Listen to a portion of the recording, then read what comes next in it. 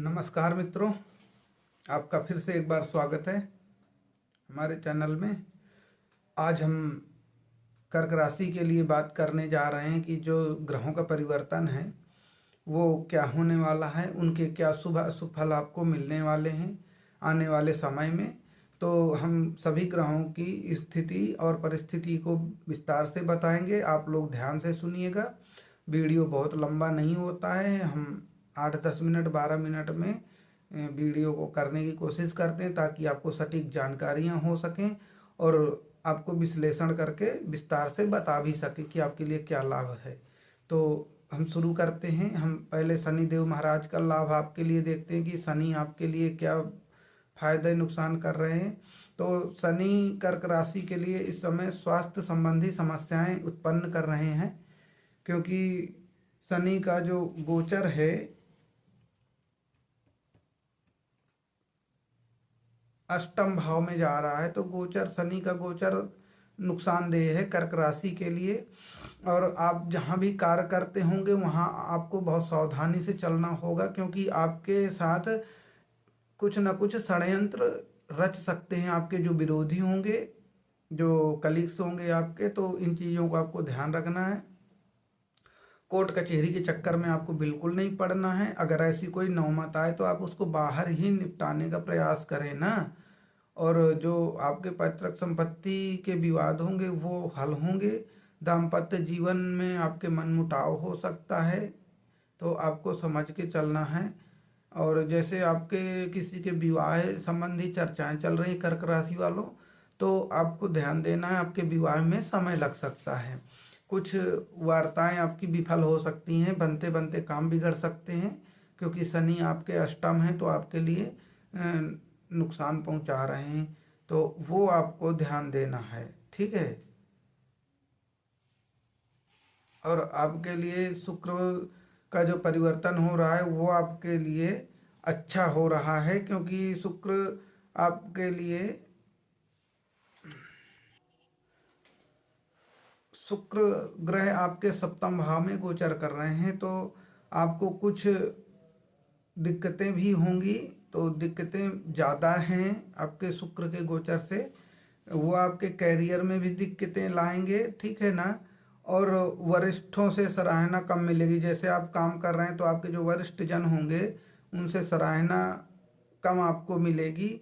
और व्यापार में भी आपको बड़ी टक्कर मिलने वाली है, ठीक है ना। लोगों से जो आपके प्रतिद्वंदी होंगे उनसे पारिवारिक परेशानियां भी खड़ी करेगा शुक्र।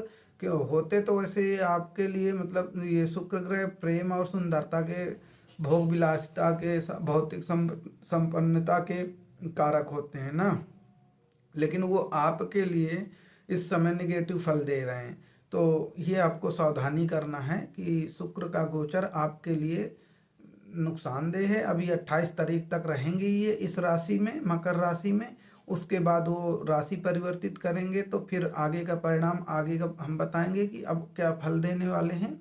अभी आपको सावधानी करना है शुक्र के देख कर कि जो शुक्र का परिवर्तन चल रहा है, ठीक है।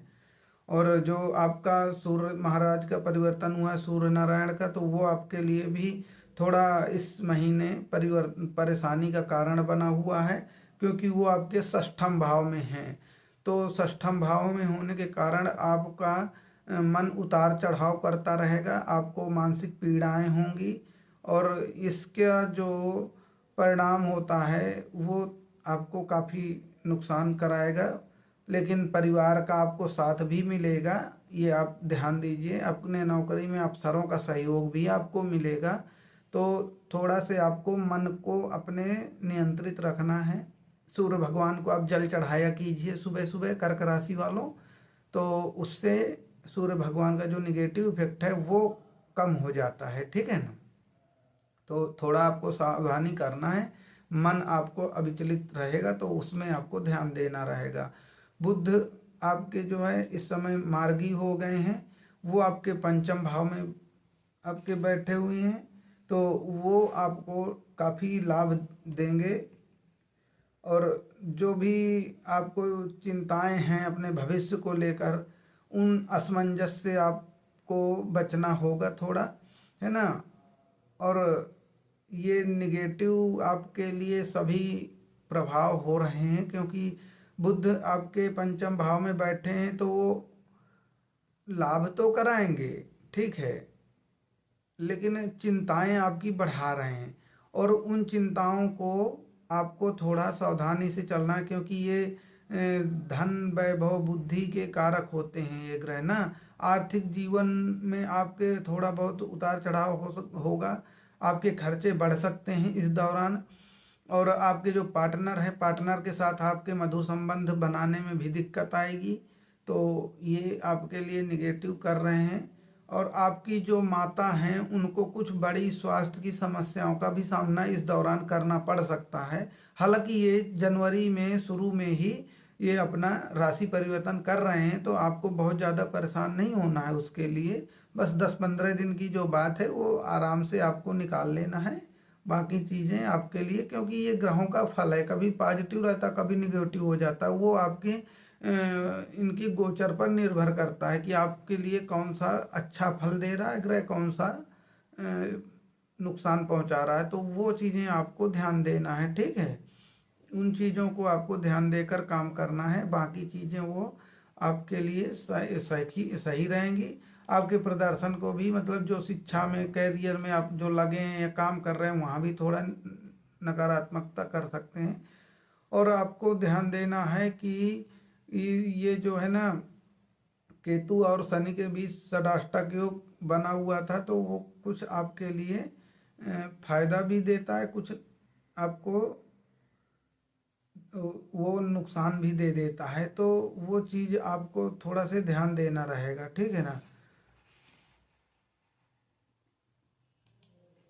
अब आपका मंगल मंगल का जो प्रभाव है वो आपके लिए अभी इस समय काफ़ी ज़्यादा नुकसानदेह है, क्योंकि आप ही के राशि में मंगल देव बैठे हुए हैं कर्क राशि में, और वो वक्री हो गए हैं। तो मन और वाणी में आप लोगों को बहुत नियंत्रण रखना होगा, क्योंकि ये अभी 21 जनवरी तक आपके राशि में रहेंगे। मंगल ग्रह के लिए कर्क राशि नीच राशि होती है, तो इसलिए वो थोड़ा निगेटिव प्रभाव बढ़ा देते हैं। तो वाणी में नियंत्रण रखना रहेगा। और जो व्यापारी लोग हैं उनको लापरवाही से बचना है, नहीं तो नुकसान करा देंगे। और इस दौरान कहीं भी कर्क राशि वाले निवेश ना करें, कोई नया काम ना शुरू करें। और अपने नौकरी पेशा से बदलाव से भी बचना है आपको, मानसिक व्यग्रता से भी बचना है आपको। मानसिक पीड़ाएं बहुत इस समय दे रहे होंगे, सीने में तकलीफ आपको बढ़ा सकते हैं, तो ब्लड प्रेशर की समस्याएं, घबराहट कर सकते हैं, इनमें आपको दिक्कत होगी। तो वो सावधानी आपको करना है, क्योंकि आपके राशि में बैठे हैं। और सूर्य को, ये मंगल जो होते हैं ये आपके ऊर्जा के कारक होते हैं, तो ये आपके अंदर ऊर्जा को वृद्धि बहुत ज़्यादा कर देते हैं।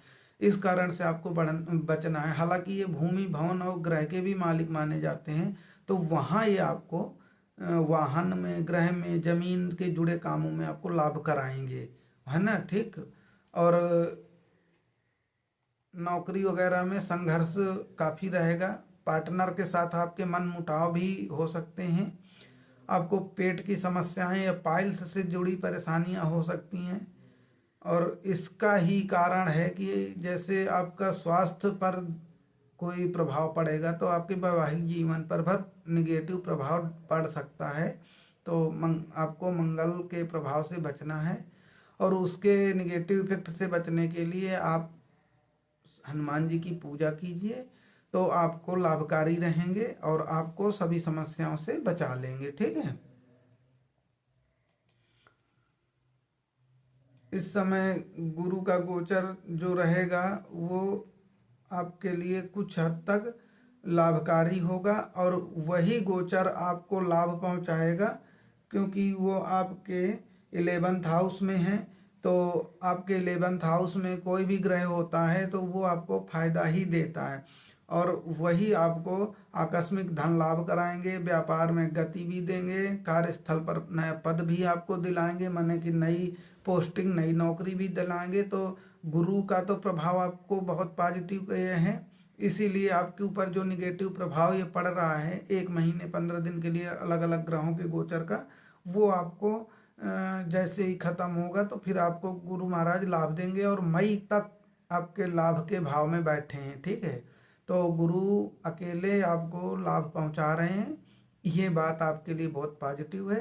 तो आपको जो भी ग्रहों का हानि कर रहे हैं तो अकेले गुरु महाराज उन सब की भरपाई भी कर दे रहे हैं। तो आपको बहुत ज़्यादा परेशान नहीं होना है किसी भी चीज़ को लेकर। और ये आपका पूरा एक विश्लेषण है सभी ग्रहों का, उनके प्रभाव पॉजिटिव निगेटिव।